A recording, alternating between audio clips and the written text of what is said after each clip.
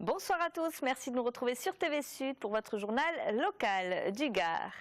Qui sera le meilleur berger? La finale régionale des 9e Olympiades s'est déroulée aujourd'hui à Vestric et Candiac. Il s'agit d'une compétition où de jeunes étudiants en agriculture s'affrontent dans différentes épreuves chronométrées. Les deux premiers représenteront la région lors d'une finale nationale, mais avant tout, le but de ces Olympiades est de promouvoir le métier d'éleveur ovin et de susciter des vocations. Olivier Michel. Ils sont 38, ont entre 16 et 24 ans et se sont affrontés dans le cadre des Olympiades 2014, un concours réservé aux élèves de lycée agricole qui envisagent d'épouser la profession de berger. Ce qui est sympa, c'est qu'on est toujours dehors, on est en contact avec les animaux. Quand on voit les petits agneaux qui naissent, c'est assez agréable. Pour les départager, 3 épreuves chronométrées, manipulation de brebis, tri et parage, autrement dit manucure. Il y a plusieurs critères à respecter, quoi, la posture, la contention et la taille surtout, quoi. Enfin, le tailler proprement sans aller au sang, quoi. Ça c'est une chose à éviter, c'est 0. L'occasion de se confronter à la réalité d'un métier contraignant mais qui a su évoluer. C'est, je dirais, quelque sorte d'esclavage. Il faut être là tous les jours de l'année.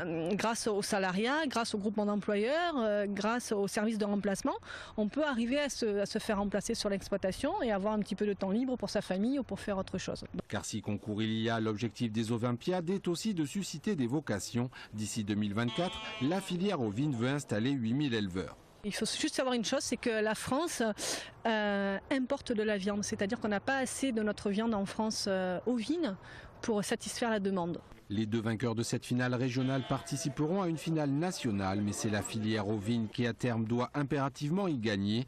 Dans 6 ans, 58% des bergers français partiront à la retraite.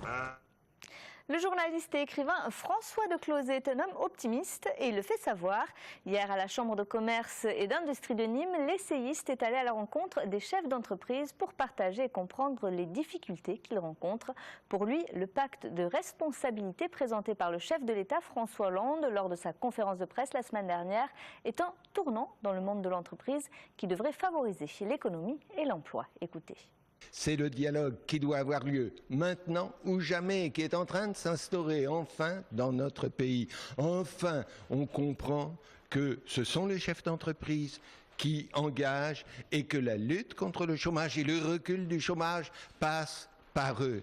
Et donc, il faut dialoguer pour voir au-delà des difficultés très réelles, la crise économique, pourquoi les chefs d'entreprise en France ont peur d'engager et d'embaucher. Et si longtemps que les chefs d'entreprise en France n'engageront qu'en tout dernier recours, quand ils ne peuvent pas faire autrement, le chômage ne reculera pas.